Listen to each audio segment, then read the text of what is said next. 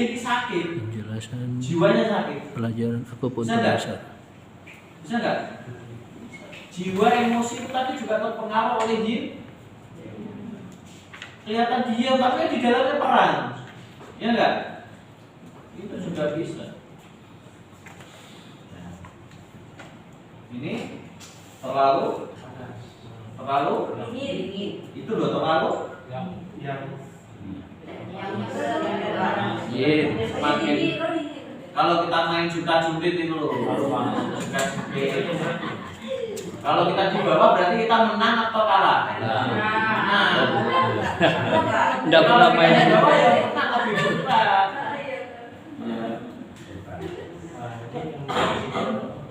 Berarti terlalu jadi kan adik kakak nih, ya kan? Nah, misalkan main juta-jutit, ya yang menang adiknya.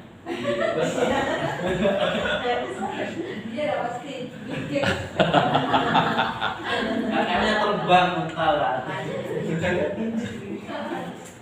Oke, ini terlalu jam, terlalu Nah, tugas kita kan berarti dengan perbandingan ini 20 kilo, ini 10 kilo. Berarti kita butuh berapa kilo? 10 kilo. Itu yang disebut dengan teknik apa? Kalau dengan manusia kayak gitu. Pelemahan berarti maksudnya biaya atau pelemahan? Mengurangi yang 20 kilo dipindah ke 10 kilo. Terjadilah sedasi. Itu yang disebut dengan proses sedasi. Jadi pelemahan itu berarti melemahkan yang kelebihan. Kemudian lemahnya itu ditambahkan ke yang kurang. Jadilah seimbang. Itu loh pengobatan. Loh kita loh bukan yang menyembuhkan, betul nggak? Praktisi, akupunturis, bekamers, semua itu hanyalah perantara yang sering mendatangkan kesembuhan. Bidang obat-obatan herbal semua itu hanyalah peran. Tugas kita hanya Bapak Ibu melakukan bekam, dia menyeimbangkan, membantu mengurangi para kuleners ya Bu. Dia sering makan gitu ya. Kolesterolnya biar berkurang. Besok dia makan nasi besok dia kurang. Jadi kita akan seperti itu polanya. Paham maksudnya? Bahkan salah satu dokter pasien saya menyatakan, Mas saya itu tidak mantan. Saya apapun tak makan. Tapi saya merasa ini mengukur saya itu layaknya dibekam 2 minggu sekali. Dokter loh ngomong kayak gitu. Karena apa? Dia merasa semakin banyak memasukkan, semakin juga sering dibuang. Beda jadi penyakit. Loh kita loh pembekam nggak pernah bekam. Lucu. Apa nggak mudah stroke kayak gitu? Makanya yuk kita bekam sesama terapis bekam. Menurut saya pembekam dia penikmat bekam. Saya aku tuh penikmat saya pijet, saya yuk pijet gitu loh. Itu teman-teman yuk saya fair. Kita merawat orang lain, jangan lupa merawat diri sendiri. Gimana konsepnya? Gimana itu konsepnya? Kalau kita sendiri enggak sehat, gimana mau menyehatkan orang? Kembalikan ke fitrah. Makanya ada sebuah pernyataan, kalau kita itu tidak sehat, sebaiknya kasih rambu-rambu. Maksudnya gimana? Jangan langsung ambil tindakan. Karena apa?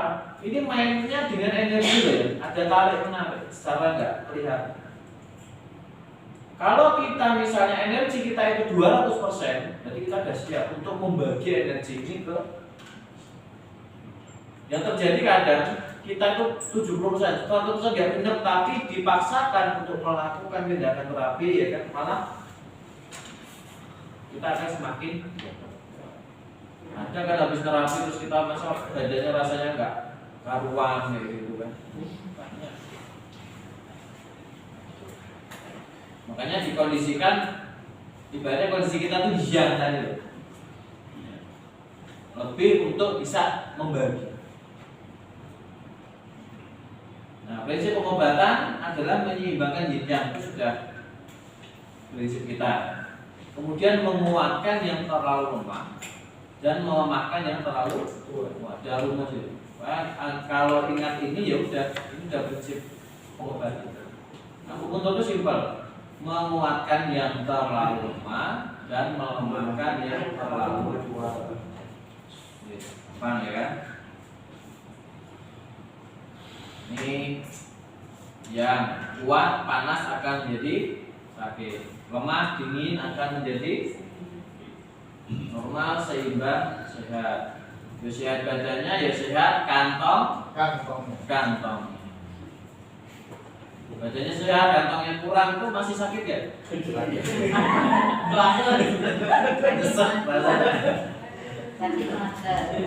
Nah kantongnya banyak, tapi sakit-sakitan, menikmati nggak? Makanya ya minimal preventif tadi lah, mencegah. Pahamkan kepada pasien-pasien klien kita itu, anggaplah Bapak Ibu ini kalau terapi itu mensedekahkan dirinya sendiri, paham maksudnya? Biar dia itu merasa nyaman. Oh ini memang haknya tubuh kita. Haknya tubuh. Motor kita loh tiap bulan ganti oli. Masa yang naikin motor yang nggak ganti oli kan kayak paradok gitu. Iya enggak? Motor loh dilus-lus. Ganti oli, besok ganti air ini, besok radiator ini, bla bla bla bla. Nah yang naikin nggak pernah ganti oli. Cuma oli kotor diputar-putar gitu aja. Nah, ini salah satu prinsip ya teman. Jadi kita tuh kan namanya sekarang oleh pemerintah itu disebut oleh penyehat, bukan pengobat. Karena kita bukan seorang yang jualan obat atau yang bisa ngobatin, tapi kita adalah penyehat. Kalau penyehat, syaratnya namanya penyehat adalah orang yang menyehatkan. Kita sendiri harus minimal. Ya. Jadi sih kan besok aku butuh, ya kok aku butuh itu nih, gantinya tusuk-tusuk. Ya. Kalau buka mas. Obat ganteng, ya kalau kurang ganteng. Bukan pecah-pecah. Kurang ganteng, minder, pilih, jauh, mempertahankan kegambangan. Oke ya, itu sedikit tentang yin yang. Jadi teman-teman goalsnya, siapa dari sini ya tujuan darinya itu apa? Nah, minimal lihat segala sesuatu tadi kalau kita paham tentang yin yang itu kan kita tidak risau atau tidak cemas. Pasti kalau orang datang ke kita ditanya ini sudah lama atau baru ya enggak? Tapi nanti ini sudah berapa hari Pak? Ini sudah lama Pak, sudah tahun, 2 tahun, 2 tahun nggak bisa digolongkan ke dalam akut, tapi masuknya ke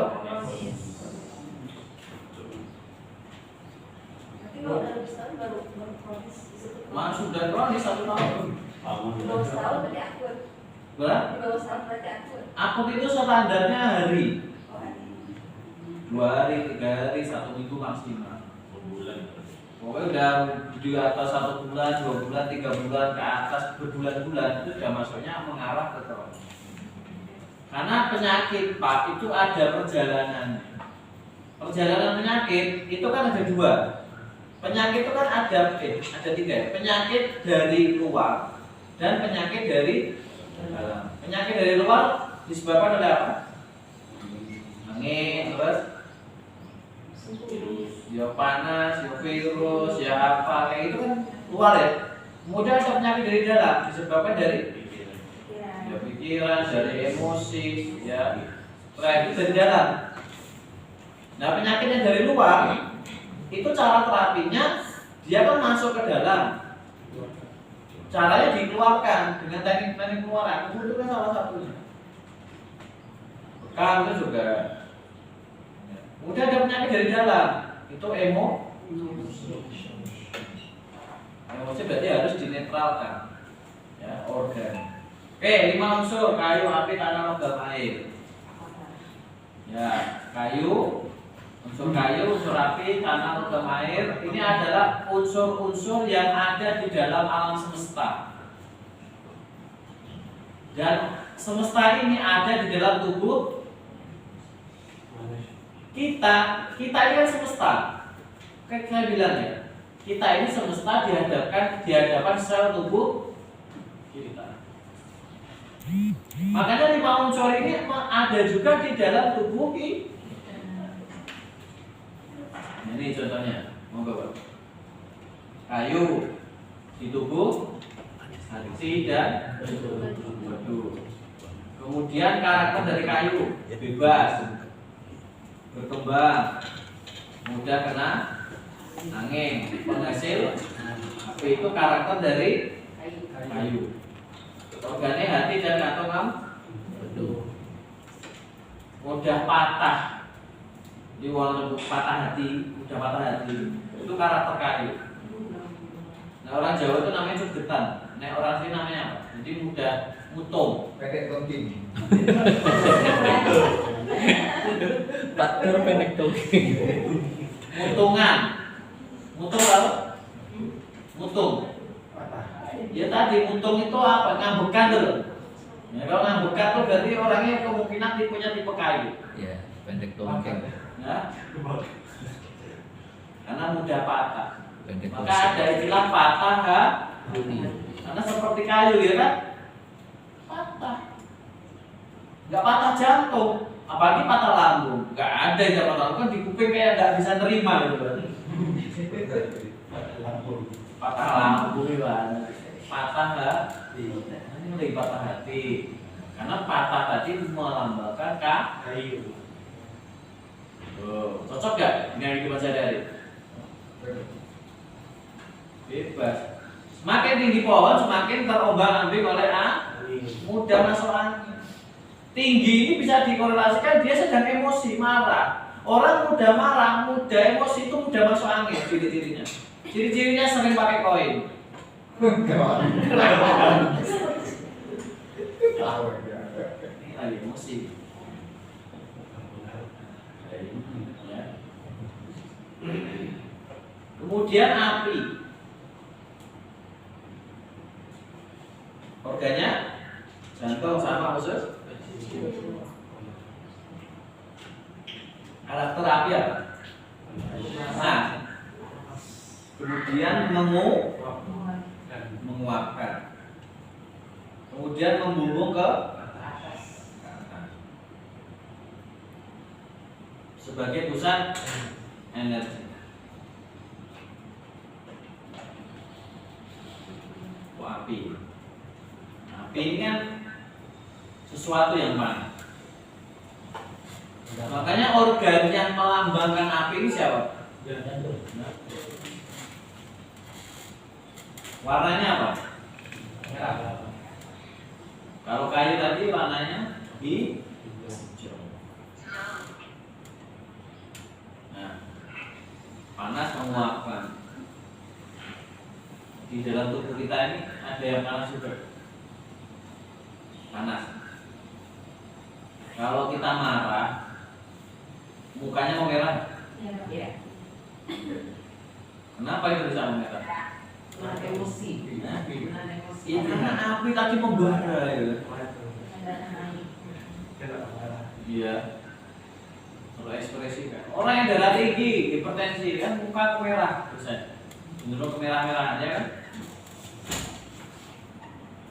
Oke. Kemudian lanjutnya unsur mana?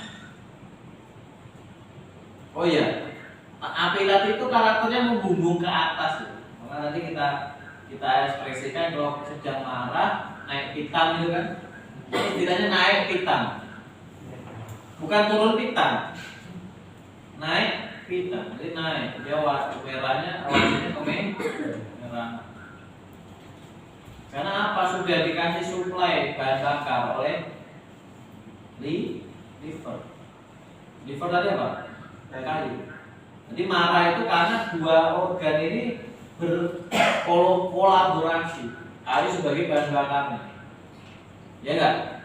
Karena hati itu kan yang mengekspresikan marah. Tapi dampaknya adalah nanti ke jantung. Karena jantung fungsinya apa? Memompa darah, mengedarkan darah ke seluruh tubuh. fungsi dari jantung. Oke. Kemudian lanjutnya apa? Ini tanah ya? Tanah limpa lambung. Sebagai tempat tumbuh, pembentuk energi, mengatur dan mendukung air. Kalau kita lihat tanah itu ya kayak lihat ini aja, lapangan atau apa sawah atau ladang kayak gitu. Sebagai tempat tumbuh. Nah, lambung kita ini kan mengolah, ya enggak, mencerna makanan. Nah, itu kan sebagai sumber atau sebagai pembentuk energi ya, karena kita makan. Coba aja nanti ini kan energi kita mulai ngantuk, ini kan habis, nanti dicas lagi makan siang, ada energi lagi, nanti ngantuk lagi, itu aja polanya terus.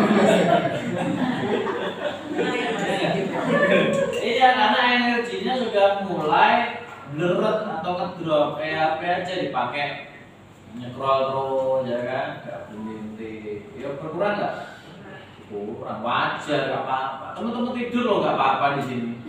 Dan sudah ada recordnya soalnya, ya. Kan kita nggak tahu tadi malam tuh ngapain pasiennya sampai jam berapa kan kita nggak tahu. Ya. Logam, organnya paru-paru dan terbesar. Sifat karakter dari logam adalah bersih, putih, dan penghasil suara nyaring. Punya uang logam? Uang logam? Silakan dilempar. Suaranya gimana? Lunting gitu kan? Nah, paru-paru itu ya makanya saya berbicara kayak gini menggunakan energi apa? Paru-paru. Suara saya nyaring nggak? Nyaring. Siap. Oh iya sih suaranya nyaring. Jadi makanya paru-paru ini dia mengontrol kita dalam berbicara kayak gini. Jadi ini menggunakan energi dari paru. Selanjutnya air. Organnya apa? Ginjal, lama, kantong, bumi. Sifatnya dingin, turun ke bawah sebagai pelarut atau pembawa matahari kehidupan atau cincin. Air. Karakter dari organ ginjal dan kantong, dingin dan turun ke bawah. Maksudnya gimana? Ginjal kita ada berapa, Pak?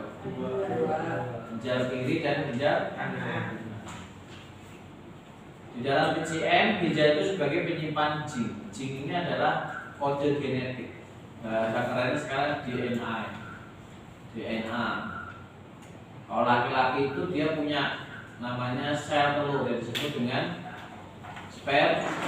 Laki-laki, perempuan memiliki sel telurnya berupa ovum. Jadi kita ini punya jin.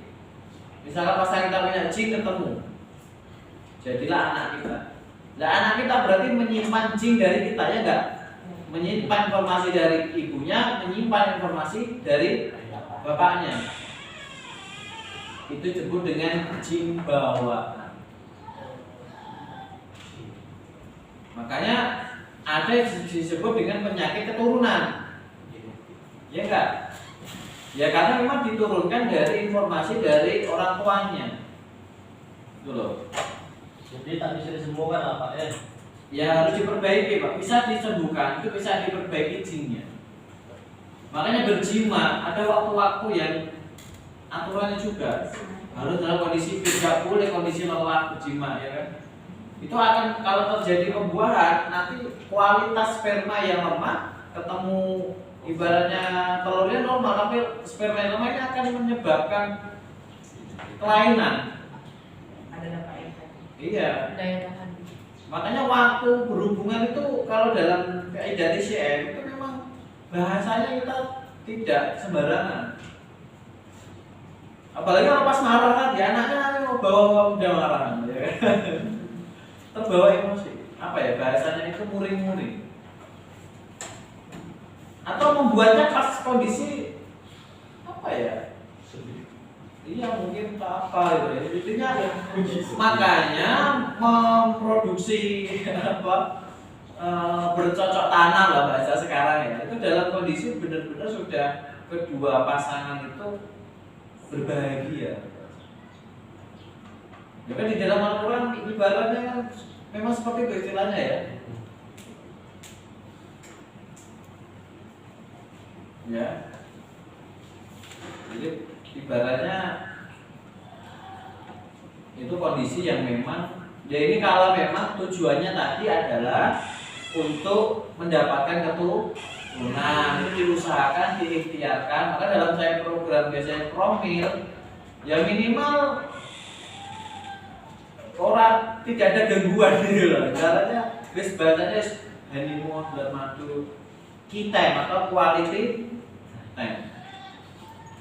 Nah, ini yang penting ya kan sekarang banyak ya ibaratnya ada gangguan kesuburan, ada gangguan belum punya keturunan sebagainya itu kan sebenarnya bisa diikhtiar. Aku muntur itu bisa membantu sekali untuk membantu kesuburan. Karena apa?